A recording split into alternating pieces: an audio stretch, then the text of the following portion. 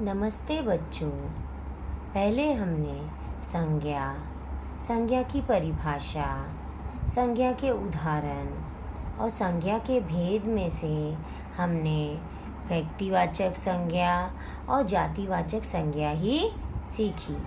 आज हम भाववाचक संज्ञा सीखेंगे और उसकी जानकारी प्राप्त करेंगे। तो सबसे पहले हमने व्यक्तिवाचक संज्ञा और जातिवाचक संज्ञा पढ़ा था, उसे हम एक बार दोबारा दोहराएंगे। तो बच्चों, व्यक्तिवाचक संज्ञा क्या होता है? मैंने आपको बताया था ना कि जो शब्द केवल एक ही व्यक्ति, वस्तु या स्थान का बोध कराए वह व्यक्तिवाचक संज्ञा होता है। उसके उदाहरण भी मैंने आपको सिखाए थे। और जातिवाचक संज्ञा भी मैंने आपको सिखाया था, उसकी परिभाषा सिखाई थी, उसके उदाहरण सिखाए थे। तो जातिवाचक संज्ञा क्या होता है बच्चों? जो शब्द किसी व्यक्ति, वस्तु या स्थान की संपूर्ण जाति का बोध कराते हैं उन्हें हम क्या कहते हैं बच्चों? जातिवाचक संज्ञा कहते हैं। तो आज हम भाववाचक संज्ञा, इंग्लिश में इसे एब्स्ट्रैक्ट नाउन कहते हैं, उसकी परिभाषा और उसके उदाहरण की जानकारी हम प्राप्त करेंगे। तो बच्चों देखो, भाववाचक संज्ञा क्या होता है, उसकी परिभाषा के बारे में पहले हम जानेंगे। जो शब्द किसी व्यक्ति या वस्तु के गुण, अवस्था का अर्थ है हालत, मतलब कैसी दशा है, या भाव का बोध कराते हैं, उन शब्दों को भाववाचक संज्ञा कहते हैं। तो बच्चों, जो शब्द किसी व्यक्ति या वस्तु के उसके गुण, यानी कि उसकी क्वालिटी क्या है, चाहे उसमें अच्छाइयाँ हो चाहे बुराइयाँ हो, उसके बारे में दर्शाता हो, चाहे अवस्था यानी दशा, हालत कैसी है, हाँ, बचपन के बारे में है, बुढ़ापे के बारे में है, हाँ, उसके कैसी अवस्था है, या भाव, हाँ, किस तरह के वो विचार, मतलब सोच रहा है, उसके मन में कैसे भाव उत्पन्न हो रहे हैं, उस तरह का बोध कराते हैं, तो उन्हें हम क्या कहते हैं? भाववाचक संज्ञा कहते हैं। फिर से हम दोहराएंगे। जो शब्द किसी व्यक्ति या वस्तु के गुण, अवस्था या भाव का बोध कराते हैं, उन शब्दों को भाववाचक संज्ञा कहते हैं। तो जैसे बच्चों देखो, बचपन, हाँ, बचपन के बारे में बताया तो वो भाववाचक संज्ञा के अंतर्गत आता है। बुढ़ापा हुआ, बुढ़ापा भी भाववाचक संज्ञा है। मोटापा, मैंने कहा ना, गुण यानी कि उसकी क्वालिटी, हाँ, उसके बारे में बताया जाए तो वह भाववाचक संज्ञा। मिठास, किसी वस्तु, किसी चीज़ में मिठास है, हाँ, उसके बारे में बताया गया है। प्रेम, क्रोध, मेहनत, चमक, यह भाववाचक संज्ञा के अंतर्गत आते हैं। अमीरी, गरीबी, बीमारी आदि यह सब भाववाचक संज्ञा के अंतर्गत आते हैं। तो यह सब क्या है? भाववाचक संज्ञा। तो बच्चों, आपको समझा भाववाचक संज्ञा किसे कहते हैं। अब भाववाचक संज्ञा के उदाहरण हम वाक्यों सहित समझेंगे। पहला है, ज्यादा दौड़ने से मुझे थकान हो जाती है। ज्यादा दौड़ने से मुझे थकान हो जाती है। क्या कह रहे हैं कि दौड़ने से मुझे थकान हो जाती है। थकान जो शब्द है यह भाववाचक संज्ञा है, अर्थात क्या मन में विचार आ रहा है, क्या मन में भाव उत्पन्न हो रहे हैं कि दौड़ने से हम थक जाते हैं। तो थकान जो शब्द है यह भाववाचक संज्ञा है। दूसरा है लगातार परिश्रम करने से सफलता मिलेगी। अब देखो बच्चों, लगातार परिश्रम मतलब मेहनत करने से हमें सफलता मिलेगी। तो हमने क्या विचार किया, क्या सोचा कि मेहनत करने से हमें सफलता मिलेगी। जो सफलता शब्द है वह भाववाचक संज्ञा के अंतर्गत आते हैं। अगला है रमेश और सुरेश की आपस में दोस्ती है। अब रमेश और सुरेश की आपस में क्या है, दोस्ती है। वह दोनों दोस्त हैं, वो मानते हैं, समझते हैं। तो यह भाववाचक संज्ञा के अंतर्गत दोस्ती आती है। अगला है मुझे तुम पर काफी गुस्सा आ रहा है। मुझे तुम पर काफी गुस्सा आ रहा है। तो गुस्सा जो शब्द है वह भाववाचक संज्ञा के अंतर्गत आता है। तो क्या उत्पन्न हो रहा है मन में, उसके गुस्से का भाव मन में उत्पन्न हो रहा है। अगला है मेरा बचपन खेल कूद में बीता। तो बचपन जो शब्द है वह भाववाचक संज्ञा के अंतर्गत आते हैं। अब हम बच्चों भाववाचक संज्ञा की परिभाषा अपनी हिंदी नोटबुक में लिखेंगे। बच्चों, आपको भी मेरे साथ साथ यह परिभाषा आपकी हिंदी नोटबुक में लिखना है। तो हमने क्या सीखा था बच्चों? हाँ, भाववाचक संज्ञा की क्या परिभाषा है? जो शब्द किसी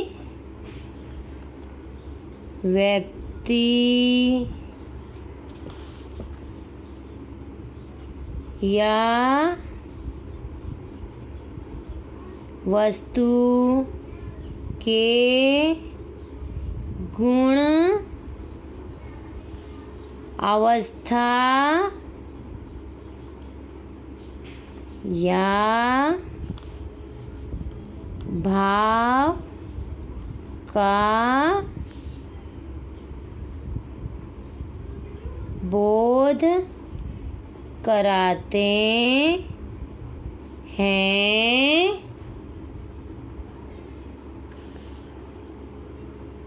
उसे भाववाचक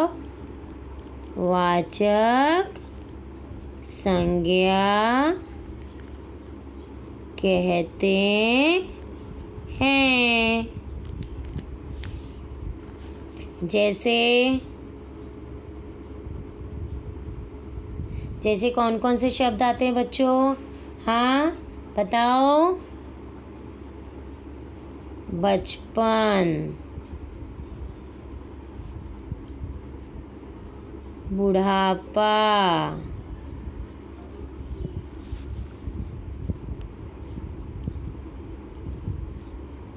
क्रोध, प्रेम, मेहनत,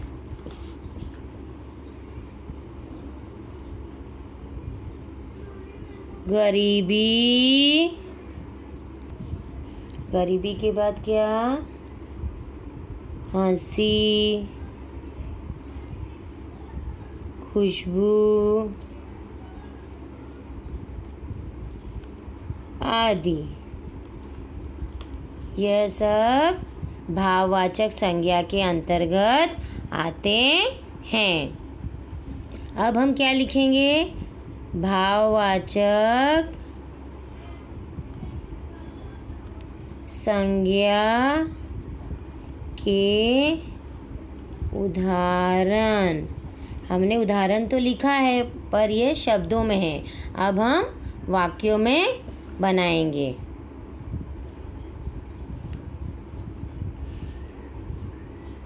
पहला है करेले में कड़वापन होता है। तो बच्चों बताओ, इसमें कड़वापन जो शब्द है यह भाववाचक संज्ञा के अंतर्गत आता है, क्योंकि करेला कैसा होता है? कड़वा होता है। तो हमने क्या सोचा, क्या विचार किया?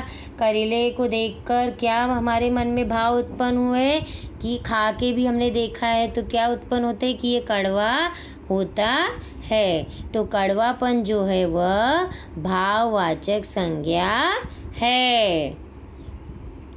दूसरा हम क्या लिखेंगे बताओ? हाँ, आम